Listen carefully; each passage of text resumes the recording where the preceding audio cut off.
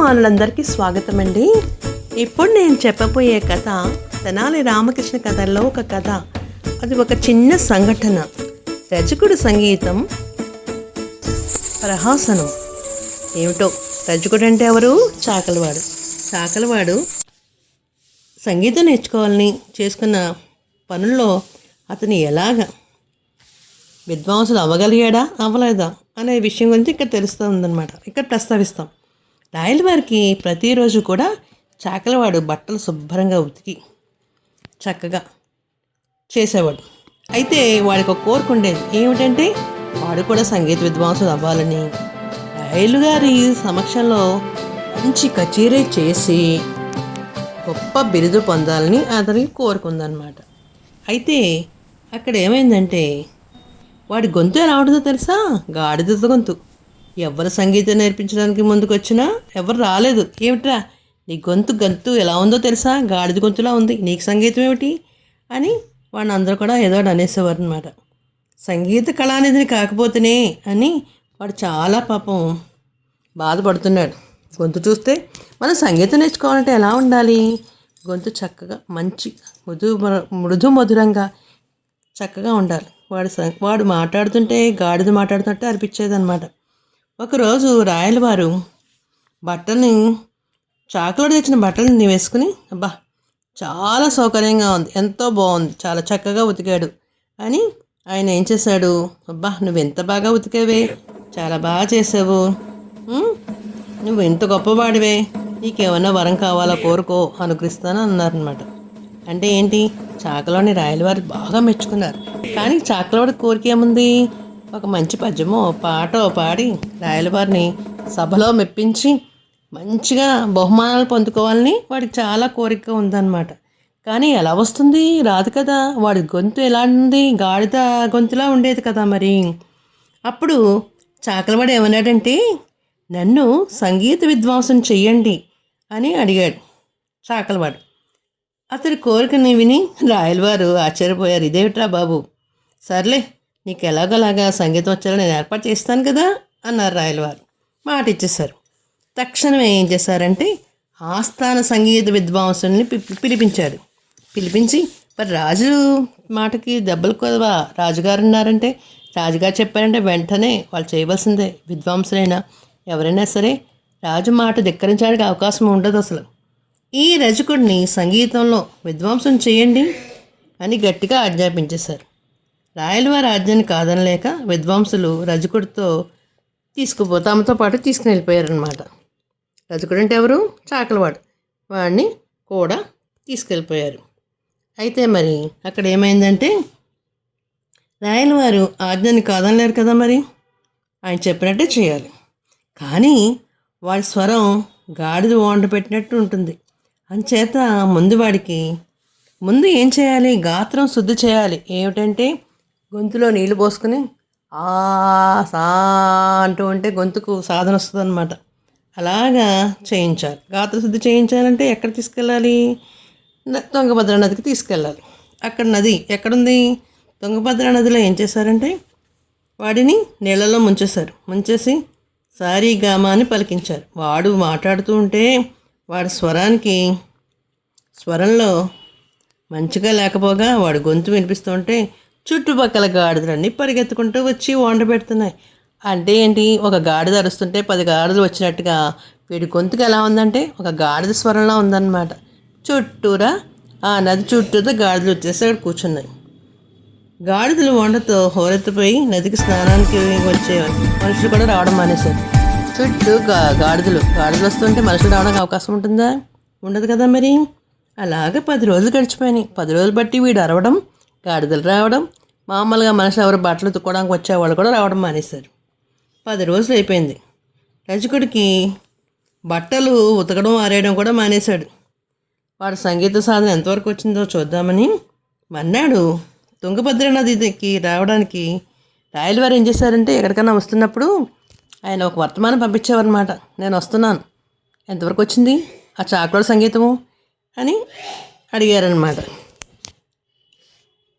రాయలవారు వస్తానని చెప్పేసరికి ఆ చాకలవాడికి కూడా కొంచెం హుషారు వచ్చింది. అప్పుడు ఏమంటున్నాడో తెలుసా చాకలివాడు? మీరు నన్ను సంగీత గాయకుడిని చేయకపోతే మీ తలల్ని నరికిచ్చేస్తా రాయలవారికి చెప్పి అన్నాడు. సంగీతం నేర్పించడానికి వచ్చిన విద్వాంసులు అందరూ కూడా కంగారు పడిపోయారు. అయ్యమ్మో ఏమిట్రా వీడు మనని నరికిచ్చేస్తాడా అని అనుకున్నారు వాళ్ళు. ఆ సంగీత విద్వాంసులు అనుకుంటున్నారు, ఏమిటి మమ్మల్ని ఈ ముప్పు నుంచి తప్పించే వాళ్ళు ఎవరు లేరా అంటూ బాధపడుతూ అలాగే వాడికి ఎలాగో నేర్పుదామని ఆలోచిస్తున్నారు. అనుకున్నట్టుగానే రాయలవారు దొంగభద్రానదిగా అక్కడికి వచ్చారు. చాకలవాడు పెద్ద గొంతుకుతో సాధన చేస్తున్నాడు. వాడు ఎదురుగుండా గాడిదల గుంపు వచ్చేసింది. గట్టిగా సరిగమలు పాడుతూ ఉంటే అక్కడ ఎదురుగుండా ఉన్న గాడిదన్నీ కూడా అవి కూడా గట్టిగా గోండ పెడుతున్నాయన్నమాట. అంటే అవి ఏమనుకున్నాయంటే మనము మనలాగే ఎవడో ఒక గాడిద అరుస్తుందని అనుకున్నారనమాట. ఆ గాడిదలు కూడా. విద్వాంసులందరూ కూడా వెరిమొహాలేసి కూర్చున్నారు. రాయలవారిని చూడగానే చాకలవాడు రాయలవారి దగ్గరికి వెళ్ళి ఏం చెప్తున్నాడంటే, ప్రభు వీళ్ళు నన్ను సంగీత విద్వాంసం చేయలేకపోయారు. వీళ్ళకంటే ఆ గాడిదలే నయ్యం, నాతో వంత పాడుతున్నాయి, తక్షణం వీళ్ళ తలను తీయించేయండి అని చెప్పుకున్నారు. రాయలవారికి ఏం చెప్పాలో పాలు పోవట్లేదు. తల తిప్పి చూసేసరికి అక్కడ ఒక దృశ్యం చూసి ఆయన ఆకర్షించిందనమాట. ఏంటంటే నదీ తీరం దగ్గరగా ఒక మంచి బంగారమే ఆసనం మీద చక్కగా అలంకరించిన కుక్క ఒకటి కనిపించింది. దాని తల మీద కిరీటం కూడా ఉంది. రామకృష్ణుడు దాని తర్ఫీదిస్తూ, ప్రభు సునకరాజా తమరిప్పుడు రాజ టీవీతో గర్జించాలి అన్నాడు. సునకానికి ఆ మాట ఏదో అర్థం కాల. అదేమవుతుంది, సహజంగా కుక్కలు ఏమంటాయి, బౌ బౌ అంటూ మురుగుతాయి కదా, అలాగే బౌ బౌ అంటూ మురిగిని. రామకృష్ణులు అబలబాడుతూ, అయ్యో బౌ బౌ అనకు సునకరాజా, సింహగర్జన చెయ్యి, తమరు కాబోయే మహారాజు, రాజులా గర్జించండి అని మొత్తుకున్నాడు. ఎక్కడైనా కుక్కలాగా మురుగుతుంది కానీ సింహంలా ఎలా మురుస్తుంది, అవ్వదు కదా మరి. అలాగా చేస్తున్నాడు అనమాట మన రామకృష్ణ గారు. మళ్ళీ చెప్పాడు, అయినా సరే మళ్ళీ కుక్క బౌబౌ అని అంటుంది. రాయలవారు చప్పున అక్కడికి వెళ్ళి, ఏం చేస్తున్నావు రామకృష్ణ అని అడిగారు. ఏం లేదు మహారాజా, ఈ కుక్కని రాజుని చేస్తున్నాను ప్రభు. రేపు ఎప్పుడైనా తమను నాకు ఒక మండలాన్ని ఇచ్చారనుకో, దానికి ఈ కుక్కని రాజుగా చేయాలని ఎప్పటి నుంచో తర్ఫీదిస్తున్నాను అన్నాడు రామకృష్ణుడు. అంటే ఒకనొక సమయంలో రాయలవారు సంతోషంగా ఉండగా, నీకు ఒక కొంత ఇదిని ఇస్తాను, కొంత మండలాన్ని ఇస్తాను, నా పాలిద్దిగాలని చెప్పాడు కదా, అందుకని. సరిగ్గా అప్పుడే సమయంలో మరో కుక్క ఒక ఎముకను తెచ్చుకుని నోట ఖర్చుకుని వచ్చేసరికి, కుక్కలు ఏం చేస్తాయి సహజంగా, ఏదైనా మాంసం ముక్క చూసినా, ఒక ఎముక చూసినా, ఎదుటి కుక్కలు ఏమన్నా పట్టుకెళ్ళి వెళ్ళిపోతుంటే అవి ఊరుకుంటాయా, ఊరుకో. సింహాసనం మీద కూర్చున్న కుక్క బౌబోమ నరుస్తూ ఇంకో కుక్క దగ్గరికి బొమ్మక కోసము దాంతో కూడ పెట్టుకోవడానికి సిద్ధమైపోయింది అనమాట. రాయలవారు నవ్వుకుంటూ, చూసారా దాని బుద్ధి, దాని రాజుగా మార్చడం మీ సాధ్యమా అని ప్రశ్నించారు. ఎందుకు సాధ్యం కాదు, గాత్రశుద్ధి లేని గార్ధవ స్వరాన్ని సుస్వరంగా మార్చి విద్వాంసం చేయగలింది నిలకడ బుద్ధి లేని సునకాన్ని రాజుగా మార్చలేమా ప్రభు అని రెట్టించాడు రామకృష్ణుడు. ఓహో, అయితే చాకలవాడికి సంగీతం నేర్పించమన్నాను కదా విద్వాంసుల్ని, అందుకని రామకృష్ణ కుక్కని సింహంగా మార్చడానికి ప్రయత్నించినట్టుగా నటించాడా, ఓహో ఇలాగా అనుకుని ఈ ఎత్తుబడుపు విషయం గ్రహించిన రజకుడు చాకలవాడు కూడా ఏం చేశాడంటే చెంపలు వాయించుకుంటూ, బుద్ధొచ్చింది ప్రభు, లేనిపోని కోరికలన్నీ నాకెందుకు, నన్ను క్షమించండి అని వేడుకున్నాడు. సంగీత విద్వాంసులందరూ బ్రతికావు నా దేవుడా అనుకుంటూ హాయిగా ఊపిరి తీసుకున్నారనమాట. అయితే మరి ఇక్కడ ఎలాగా రాయలవారికి ఎలా తెలిసొచ్చేలా చేశాడో చూసారా రామకృష్ణుడు. ఒక చాకలవాడికి సంగీతమా, అందులో వాడి గొంతుకు గార్ధప గొంతుకు, అంటే గాడిద గొంతుకులా ఉండడం వల్ల వాడి సంగీతం ఎలా అబ్బుతుంది, అబ్బదు కదా మరి. దానికి ధీటుగా ఒక కుక్కని చూపించి దాన్ని రాజుని చేస్తానని రాజుగారికి చెప్పేసరికి చాకలవాడి కూడా బుద్ధొచ్చి, నేను చాలా తప్పు చేశానే అని అనుకునేసరికి అక్కడ సంగీతం నేర్పించే విద్వాంసులు కూడా, అమ్మయ్య మా కష్టము తీరిపోయిందిలే రామకృష్ణ వల్ల అని సంతోషపడ్డారనమాట. రామకృష్ణుడు ఎన్నో రకాలుగా చిన్న చిన్న సమస్యలను, పెద్ద పెద్ద సమస్యలను అన్నింటినీ కూడా చక్కగా రాజుగారికి వివరిస్తూ, దాంట్లోని విశేషాలని కూడా చెబుతూ, తాను ఏ తప్పు చేయనట్టుగా తెలిపి అక్కడ ఆ సమస్యను పరిష్కరిస్తూ ఉండేవారన్నమాట.